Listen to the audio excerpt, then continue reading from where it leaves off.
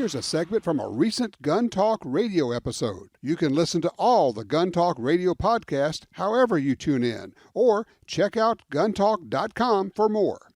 A major case is headed toward the United States Supreme Court. It's been more than 10 years since they've actually really heard a case, because the last one, was it last year, year before? They really didn't hear the case. The arguments are all about whether or not it was moot. They rendered it moot or ruled it to be moot, whatever. So this is an important case. And joining me to talk about that and explain what's really going on is a top Second Amendment scholar and attorney, Don Kilmer. Hello, Don. How are you, sir? Hi, Tom. Good to hear from you. I got a bone to pick with you. The next time you're up in my neighborhood, you better call me. You know, it was a last-minute impromptu trip the wife and I took for a fall color drive, and I knew you were getting ready for hunting. I thought, I'm not going to bother at this time. You know, he's only an hour away. We'll make another trip. Well, next time, okay? The fall colors are amazing, though, aren't they? Oh, it's just beautiful. I got some great pictures. Good deal. Okay. All right. So let's back up. This is like the second version of this case that's going before the Supreme Court, and I know that for people following it, it can be a little confusing. You want to sort that out quickly for people? Sure. I'll pick bones back to you. The court has had the opportunity many times to take up the issue of bear in the Second Amendment's keep and bear.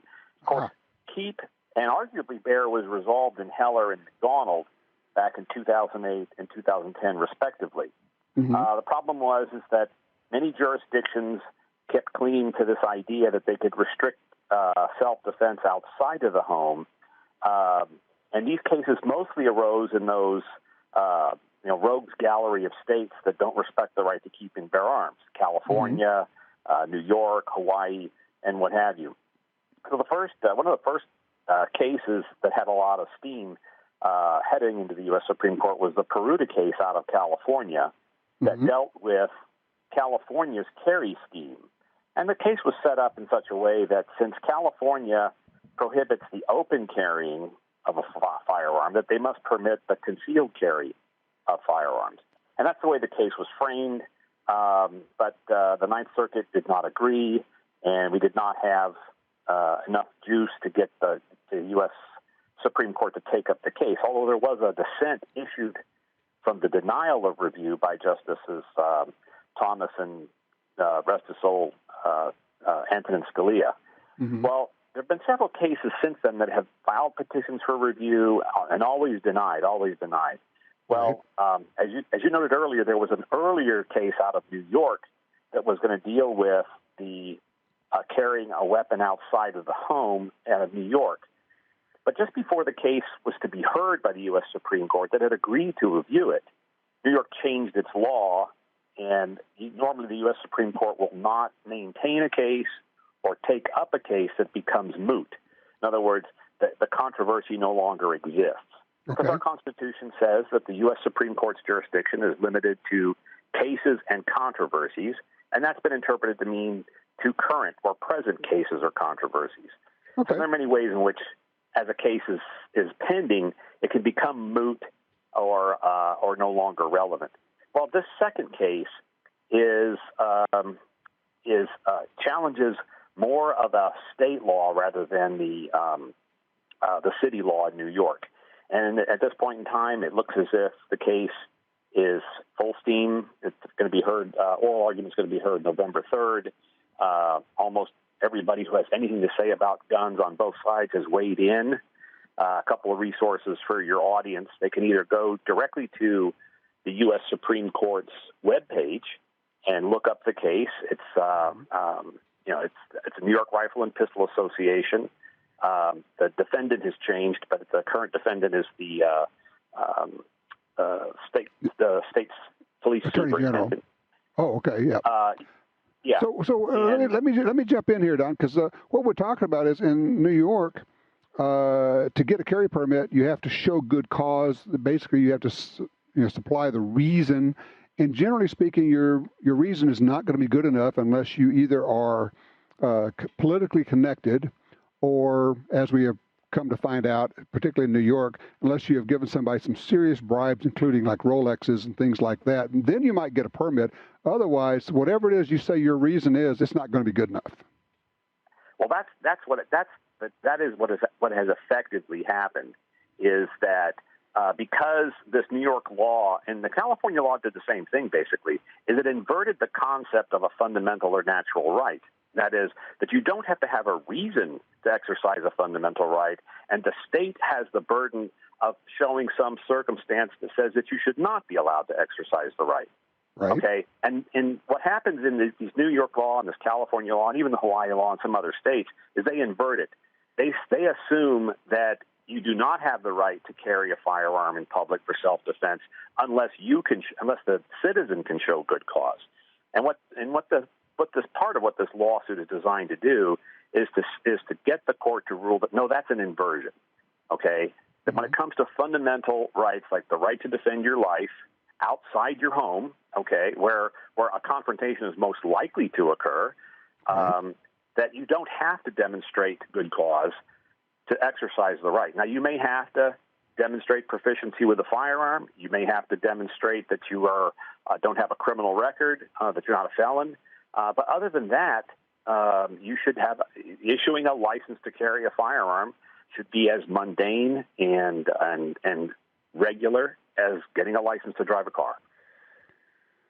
As I look at this case and I see what's going on, and of course you look up this brand new makeup of the Supreme Court, it always spooks me to say this, but I'm feeling pretty good about our chances on this.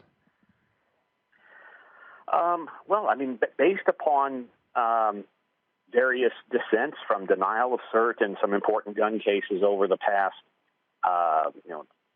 2 or 3 years, we can count up. We can get to 5. So now that's not to say that we're not going to win. If I'm a betting man, I'm betting that we are going to win. But strange things happen. Right. What your audience should be looking for in this case, though, when the written opinion finally comes out, probably sometime next year, is whether or not only does the court deal with the central question, and that is, does the bear of keep and bear include carrying a weapon on your person for self-defense outside the home? Mm-hmm. But they should also be looking for, is the court going to establish a broader standard of review? And that's basically, standards of review are what higher courts give instructions to lower courts on how to deal with this issue if it comes up again with facts that are slightly altered. But it's basically, it's what's the roadmap for ruling on this issue in future cases? And that's where we talk about intermediate, say, versus strict scrutiny. Yeah, and even outside of the 3-tiered scrutiny of intermediate, strict scrutiny, and rational basis review, there are other schools of thought that fundamental constitutional rights should be adjudicated based on text, history, and tradition too. And and oftentimes that text, history, and tradition can look like the court arguing between strict and intermediate scrutiny. But you're correct. The tiers of review, strict, intermediate, and rational basis, are the standard model, if I can use that term, in constitutional law today. But there are other schools of thought. What could happen if the court comes back and says, yes, bear means bear, keeping bear arms means, yes, you can keep it and you can bear it, you can carry it. What happens to all of these may issue states, or these states that are very reluctant, almost to the point of non-existent, of issuing permits? I mean, could all that go away? Yeah, it could. I mean, it's also important to remember that, take, for example, the state of California, where I practice a lot of law. About half the state of California, because permits are issued on a county-by-county basis, and the issuing officer is the elected sheriff, there's about half of the counties in California that are effectively shall-issue counties. Right. Take Shasta County and Modoc County and Trinity County in California, to name a few. These sheriffs just state outright that if you're a law-abiding citizen and you get the training, it's my policy to issue a permit. Even Sacramento County, the seat of government for California, is a shall-issue county. And so what's going to happen is that in a state like California, these sheriffs and chiefs of police in the urban deep blue counties are going to have to start drafting policies for issuing permits. There doesn't need to be any change to state law. For instance, in California just says it's just going to be that the good cause that's in the statute for the state is going to have to now include, I want to carry for self-defense. Yeah, and that's so good enough. Not much has to change. Yeah, not much has to change in the state law for California, but the local sheriffs and chiefs of police will now have to start issuing permits to basically law-abiding citizens. There you go. Hey, Don, hold on a second here. I want to take a quick break. When we come back, I want to talk about some other things that are going on because, in California and other states, we have people doing restrictions on gun shows and lots of other things that affect the Second Amendment and maybe even the First Amendment. We're talking with Don Kilmer. He is one of the top Second Amendment attorneys in the country. We'll be right back with more gun talk. Okay, so what's going on with what's going on with the gun show thing in California? I know you're involved in a recent case there. Yeah, it's actually another a repeat of a case that we won early. I'm representing the Second Amendment Foundation and Alan Gottlieb's organization, and in this case, it's B&L Productions, and that's the promoter of the gun show, versus Newsom et al., and that's the governor of the state of California. The history on this case is there was recently, last year or the year before, there was B&L Productions versus the 22nd Agricultural District. In California, most of your county fairs and county fairgrounds are operated by semi-government agencies that manage the fairgrounds for the good of the county or the good of the community, and they make sure that there's the county fair takes place there, and some of these places also have horse races on weekends and car shows and what have you. So it's basically a public forum that's managed for the benefit of the community. Well, the 22nd Agricultural District in the prior case had imposed a moratorium on gun shows and brought suit in the Southern District of California in federal court, and the judge ruled in our favor on a preliminary injunction. And at which point in time, the 22nd Agricultural District engaged us in settlement. They agreed to lift the moratorium, pay attorney's fees and costs for the effort of bringing the lawsuit. And we thought that was going to end the matter. And so there, the Del Mar gun shows, which grounds for decades, was theoretically entitled to go forward. Of course, then COVID hit, and there was nothing going on. There were no gun shows or public meetings or public gatherings anywhere.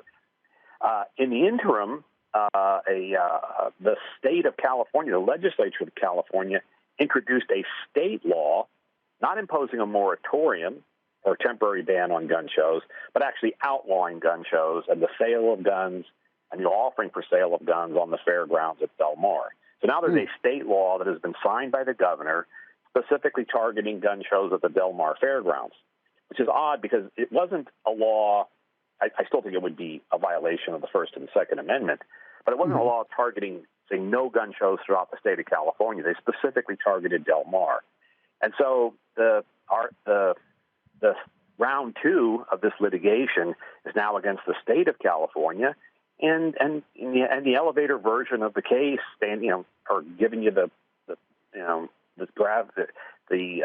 gist of the case, standing on one foot, is that the First Amendment applies, which is what we won under in the earlier case, applies to the state of California as much as it applies to the 22nd Agricultural District. Right. So there's this sort of arrogance in the state of California that no matter that there's no gun control law that the state can't put on its wish list that the governor won't sign, and so now we're faced with spending more effort and more time and more money trying to get the case heard on the exact same set of legal briefs.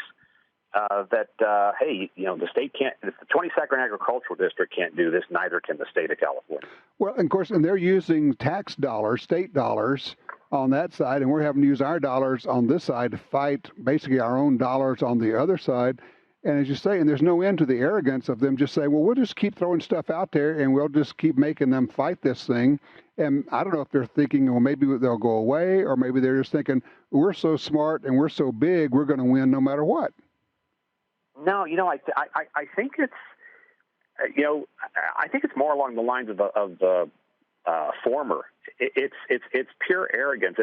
It's a form of virtue signaling. These politicians, both local politicians and the state legislator, they know if they sit down for 5 minutes with a lawyer who's honest with them, they know that the law applies, the First Amendment applies equally to the state as it does to the 22nd Agricultural District. But then that merges with your second reason. Well, yeah, but we're not playing with our money. We're playing with the taxpayers' money. So yeah, why not do it, right? Right. So Second Amendment Foundation and the California Rifle and Pistol Association and Chuck Michel's lawsuit and we were all joining forces on this one. We kind of formed a little alliance on this. Good. And so we're going to have to spend the time and money up front. And if we prevail, then not only will the taxpayers of the state of California have paid their lawyers to defend the lawsuit, but if we prevail, they'll have to pay us because we were the prevailing party. So the state of California ends up paying, hundreds of thousands of dollars for the politicians to preen at their cocktail parties and among their donors that, hey, I did something about guns. Wow. So, and the taxpayers just keep paying no matter what. Yes, they do. They're going to get hammered on this. I mean, you're going to win this one, but it's just going to be a pain. You got to go through the process and everything else. In the, minute or so we got left here, I think the tide is turning, and I think things are looking good on the the litigation side, winning in lawsuits these days. What do you think? Give me the 30-second elevator pitch on that. Well, it's still a minefield out there. We still run into judges, even in nominally friendly places, who try and either not rule on the core issue, the Second Amendment, or they try and find obtuse reasons to rule against us. They won't rule on the merits of the case. They'll find some defect in pleading or some defect in standing or something like that. But for the most part, I think that what's happening with the great wave that we got out of Heller and McDonald is that the Second Amendment now is becoming a normalized right. I like that, a normalized right. Don, I'm out of time. We'll do it again another time. Again, as I always do, thank you so much for being there for us. I applaud your intellect and your passion for this. Don Kilmer, Second Amendment attorney extraordinaire. He really does a great job. And thanks to the Second Amendment Foundation as well.